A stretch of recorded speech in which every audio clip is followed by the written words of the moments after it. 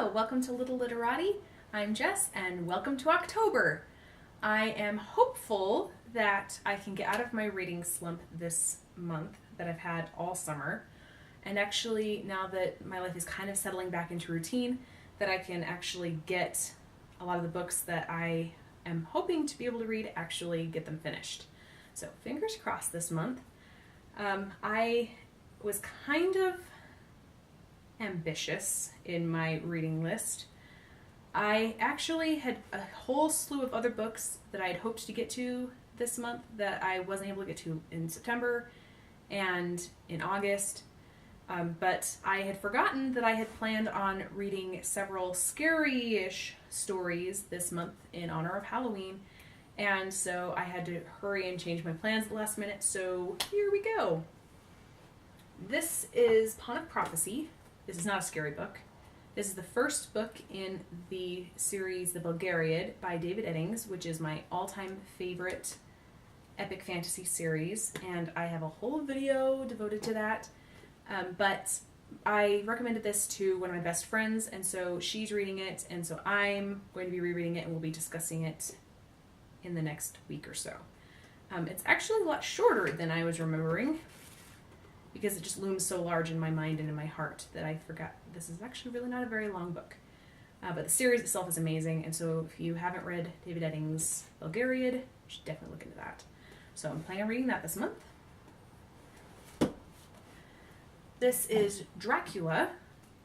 I have read this a handful of times already on my own, so this is a reread for me.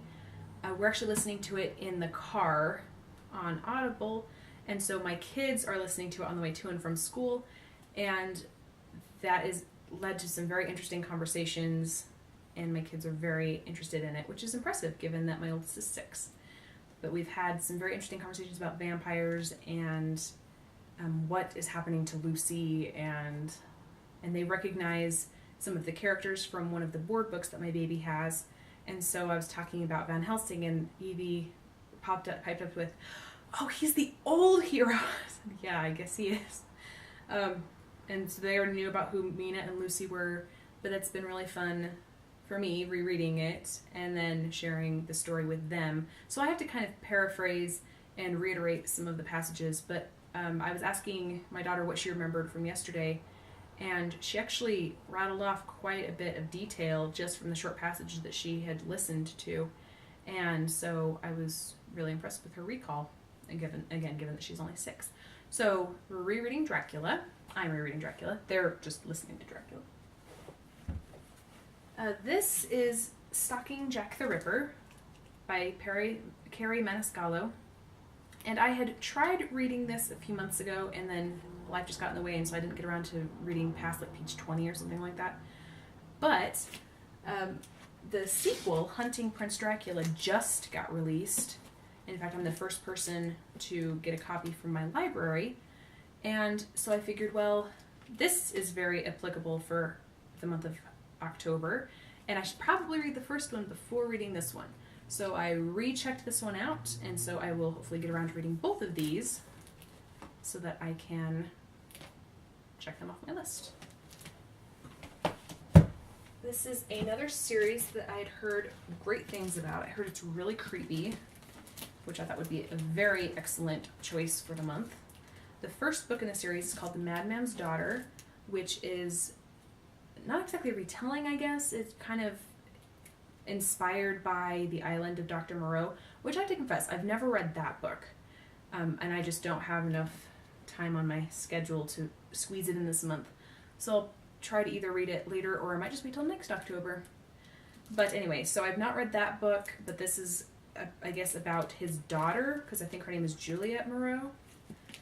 And so it's supposed to be really creepy. And then the next book in this series is Her Dark Curiosity, which is supposed to have echoes or be inspired by Dr. Jekyll and Mr. Hyde, which I have read. And then the last book is A Cold Legacy, which is inspired by Frankenstein, which I have also read. So I've read 2 out of 3. Not a bad record, I guess. And I'm excited to see how creepy they can get. Also, another kind of spooky retelling-ish book for young adult is Mask of the Red Death, which is a reference to a story by Edgar Allan Poe, which is this one's about a plague that has been deforming and infecting all of society, I guess. So I'll be interested to see what this one turns out like. And I really am loving the cover with the shimmery and the kind of the smoky colors. It's kind of creepy and fun.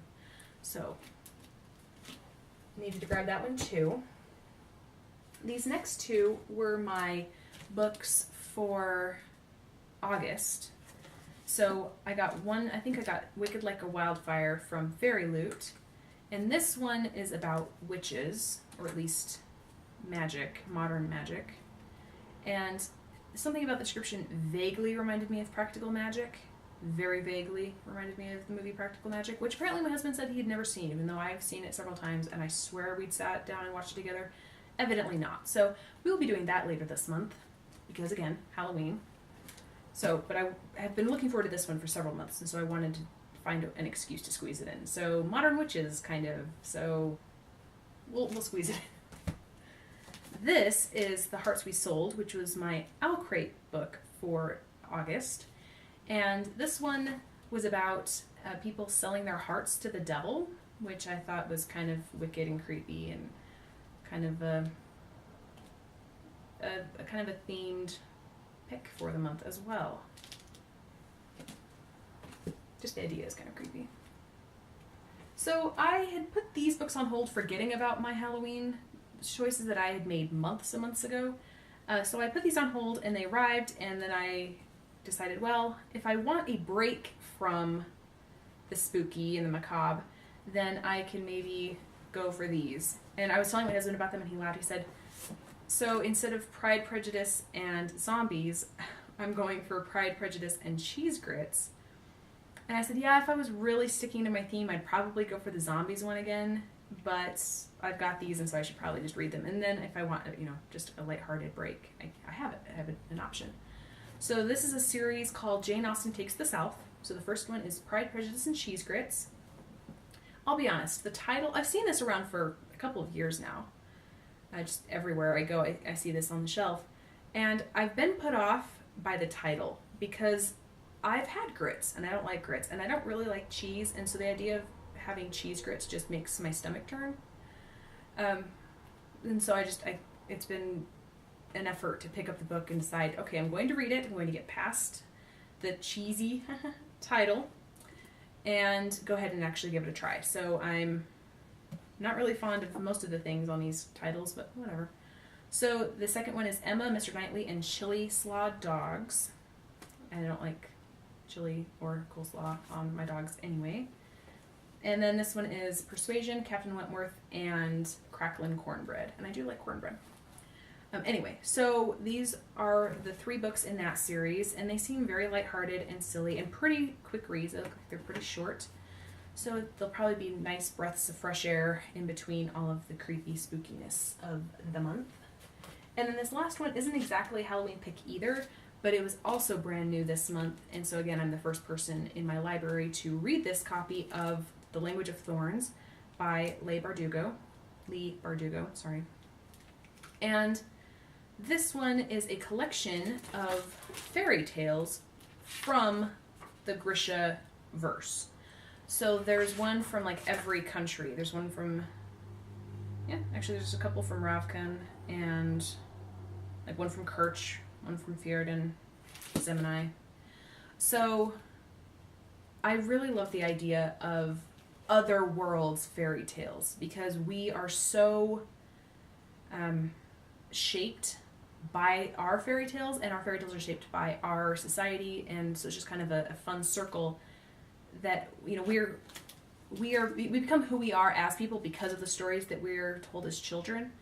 And so it'd be really interesting to read new, inventive, and invented fairy tales for an entirely different world of people, and see how, again, that cycle gets continued, and how the characters are shaped by the fairy tales they grow up with, and how the fairy tales are shaped by the society that the people live in, and it just becomes this just this big fun circle. And apparently some of the stories are pretty creepy, so it'll probably fit in well with my October theme.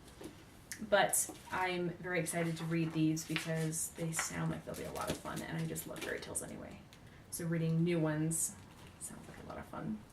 So that is my plan for the month of October, and I'm really, really hoping I can get around to most of these, if not all of them, and pull myself up out of my slump that I've been in.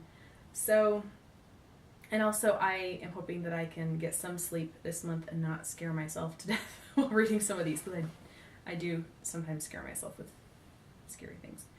But, so stay with me, and hopefully I can have a great report for you at the end of the month.